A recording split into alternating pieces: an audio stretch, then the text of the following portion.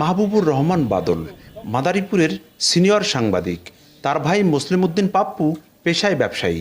তাদের যাতায়াতের একমাত্র পথ মাদারীপুর সরকারি কলেজের ভেতরে থাকা পকেট গেট, কিন্তু ৮ মাস ধরে তা বন্ধ। বিকল্প হিসেবে কয়েকটি বাড়ির মধ্যে দিয়ে কাদাপানি পেরিয়ে যাতায়াত করছেন। তাদের সঙ্গে আরও 2টি পরিবারও একইভাবে অবরুদ্ধ।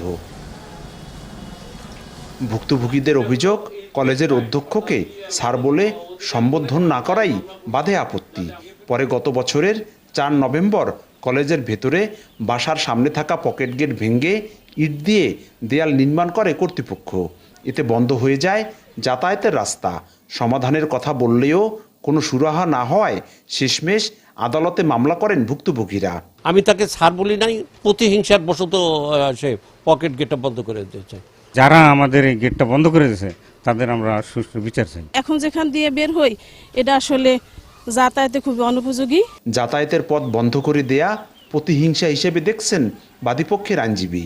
অনেক জায়গা আছে বাউন্ডারি নেই, খালি পকেট গেটও নেই, তাহলে অন্যান্য সবাই সুবিধা নিতেছে, তার বেলায় কেন এই অসুবিধার সৃষ্টি করলো? তবে এ ব্যাপারে ঊর্ধ্বতন কর্তৃপক্ষের দোহাই দিয়ে ক্যামেরার সামনে কথা বলতে রাজি নন কলেজ কর্তৃপক্ষ।